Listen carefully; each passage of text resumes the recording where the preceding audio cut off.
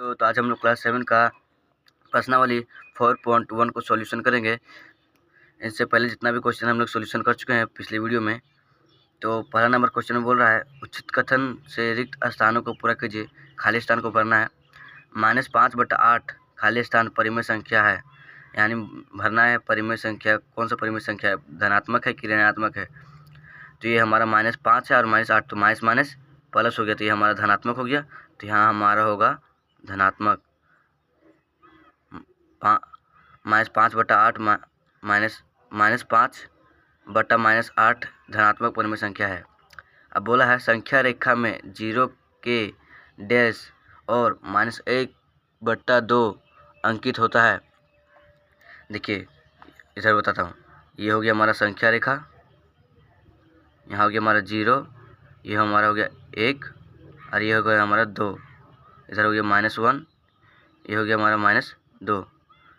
तो ये हमारा हो गया, इधर हम लोग बोलते हैं दायां और ये उसको बोलते हैं बायां।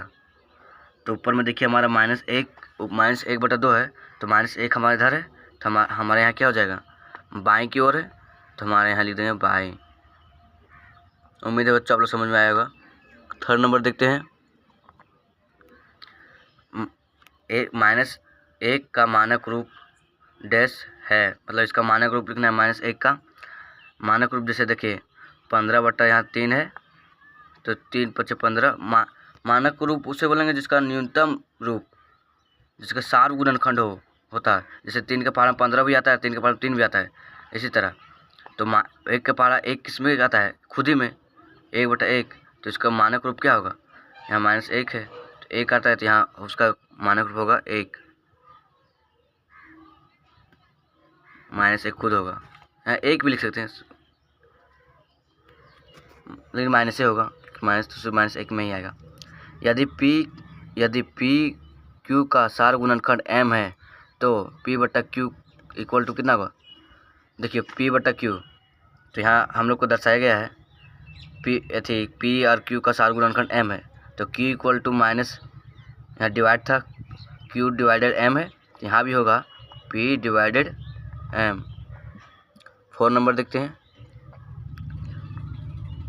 4 नंबर तो बन गया। 5 नंबर, यदि P और Q पूर्णांक संख्या है, तो P/Q एक, यहाँ सॉरी बच्चों, यहाँ लिखने थोड़ा गलती हो गया, यहाँ ऋणात्मक लिखा है किताब में। यदि P और Q ऋणात्मक पूर्णांक संख्या है, तो P/Q एक डैश परिमेय संख्या है। ये देखिए फर्स्ट नंबर क्वेश्चन में हम लोग सॉल्यूशन करे थे, ये भी ऋणात्मक था, ये भी ऋणात्मक था। जैसे यहाँ कोई भी संख्या मान लीजिए ऋणात्मक, -2/-3, तो माइनस माइनस प्लस ना हो गया, तो हमारे यहाँ क्या होगा आंसर में, धनात्मक। तो यहाँ होगा धनात्मक परिमेय संख्या। 6 नंबर देखते हैं, किसी परिमेय संख्या को मानक रूप में व्यक्त करने के लिए अंश एवं हर को उनके डैश से विभाजित किया जाता है। हम लोग अभी बताएं, जैसे कोई किसी का भी पहाड़ा पढ़ेंगे, जैसे 3 से 15 भागा लगाएं, 3 × 1 = 3, 3 × 5 = 15, 3 के भी पहाड़ा में भी आया, 15 भी 3 के पहाड़ा में आया, तो यानी ये 15 जो है 3 का सार गुणनखंड है।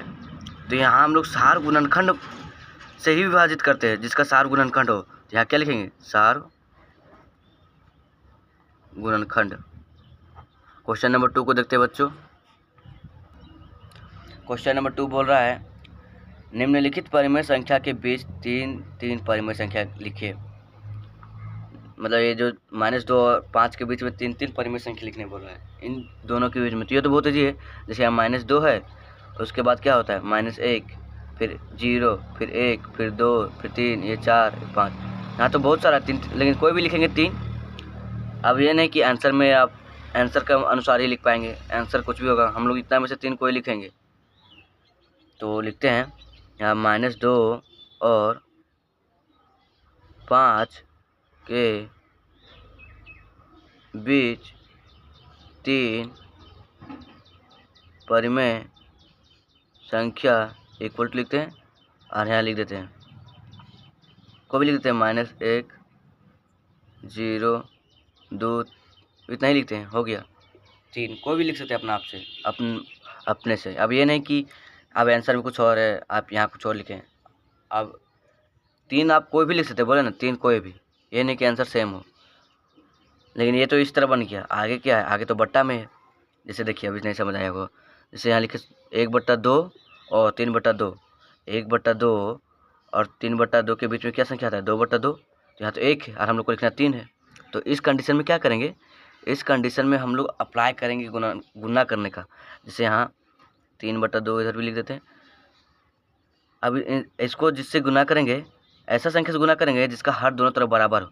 जैसे हम इधर गुना किए हम 3 से, तो अब इधर किससे गुना करेंगे, जो आएगा यहाँ इस 2 दूनी 6, तो इधर भी गुना करने पर 6 आना चाहिए, तो 3 ही से होगा। यहाँ और लिख देते हैं, अब इधर देखिए लिखते हैं, हाँ उसका मल्टीप्लाई करते इधर 3 हो जाएगा, इधर 6 और यहाँ 9/6। अब इन दोनों के बीच में कितना संख्या आता है, देखिए 4/6, 5/6, 7/6, 8/6। ये तो 4 आ गया, हम लोग को लिखना है 3। तो इस कंडीशन तो हम लोग कोई भी 3 संख्या लिख सकते हैं। तो यहाँ लिख देंगे 1/2 और 3/2 के बीच 3 परिमेय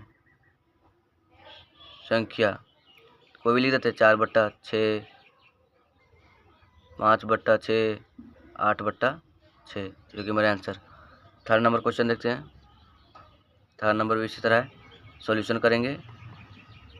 1/3 माइनस है, यहाँ इंटू का अप्लाई करना पड़ेगा इधर भी फिर से, और 4/5। यहाँ देखिए मान लीजिए कोई भी संख्या से कर सकते हैं आप मल्टीप्लाई, लेकिन हाँ इतना ध्यान दीजिए, पहला जिसे मल्टीप्लाई कर रहे हैं, जैसे हमने 4 से किया, यहाँ 3 5 15 आएगा, तो यहाँ कह देंगे यहाँ 2। इस टाइम अगला टाइम क्या किए थे, इधर 3 से किए थे, यहाँ भी 3 से किए थे, लेकिन इस टाइम होगा यहाँ 5 से करेंगे, तो 5 5 25 और इधर 3 5 15 नहीं होगा, तो 3 5 यहाँ 3 से करेंगे, 5 3 15, 3 5 15, अप्लाई हो गया। कंडीशन एक होना चाहिए। अब इसको लिखते हैं, -5 होगा ऊपर में, और यहाँ 15 और 12 15। अब यहाँ लिखेंगे माइनस, इसके बीच में कितना आता है, -6/15, -7, बहुत आता है, बहुत ज़्यादा। तो हम लोग अभी इसको लिखने में बहुत वेट करेंगे टाइम, तो यहाँ डायरेक्ट लिखते हैं। यहाँ -5 के बाद -4, -3, -2, -1, फिर 0, फिर 1 2 3 4 5, इस तरह होगा, मतलब बहुत सारा है। इसलिए क्यों लिखेंगे, यहाँ लिखते हैं 1/3 -1/3 है, और 4/5 के बीच 3 परिमेय संख्या। यहाँ लिखते हैं कोई भी माइनस, यहाँ लिख देते हैं -2/15, 1/15, 9/15, ये कि हमारा आंसर। क्वेश्चन नंबर 3 देखते हैं बच्चों। उम्मीद है बच्चों आप लोग को उधर समझ में आता होगा, समझा रहे हैं।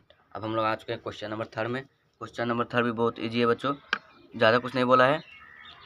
उसमें बोला है 3 नंबर, निम्नलिखित प्रत्येक के 3 समतुल्य परिमेय संख्या लिखिए। और ये ईजी बच्चों, समतुल्य मतलब उसका पहाड़ा पढ़ना है। जैसे यहाँ लिखा है -3/5, क्या क्या लिखेंगे, -3/5 का 3 समतुल्य परिमेय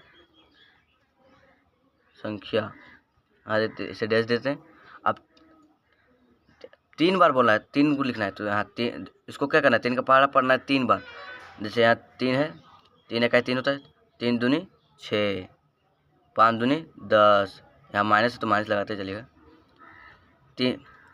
3 दूनी हो गया, 3 तिया 9, यहाँ माइनस होगा, 3 तिया 5 तिया 15, 3 चौक 12, 5 चौक 20, यहाँ -3 हो गया आंसर। इसी तरह पहाड़ा पढ़ना है, इसको डायरेक्ट लिख देते हैं, या लिख सकते हैं 1/4 का 3 समतुल्य परिमेय संख्या इक्वल टू, जैसे यहाँ 1 है, 1 दूनी 2/4 दूनी 8, 1 तिया 3, ये हो जाएगा 12, यहाँ 4, यहाँ हो जाएगा 16। इसी तरह लिखना है, इसी तरह सेम 4/-7 का 3 समतुल्य परिमेय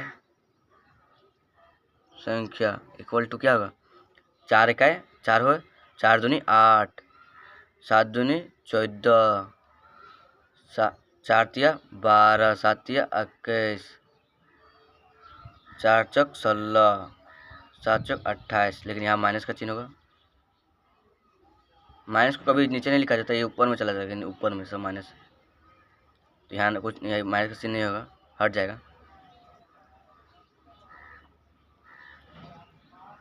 नेक्स्ट क्वेश्चन, -2/5 का -5 का 3 समतुल्य परिमेय संख्या।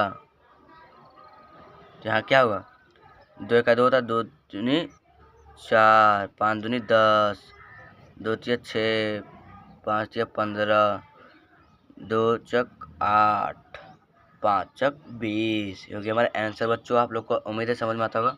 लास्ट क्वेश्चन 3/, इसका डायरेक्ट लिख देते हैं, 3 दूनी 6, 4 दूनी 8, 3 तिया 9, 4 तिया 12, 4 चक 16, 3 चक 12। उम्मीद है बच्चों आप लोग को समझ में आया होगा, और चैनल पर नए होंगे सब्सक्राइब कर ले, और कुछ भी डाउट हो तो कमेंट कीजिए, और हमारे इस फोकस ऑन स्टडी टारगेट को सब्सक्राइब जरूर कर लीजिएगा, नहीं किए होंगे तो। ठीक है बच्चों, धन्यवाद, love you all, take care, thank you बच्चों।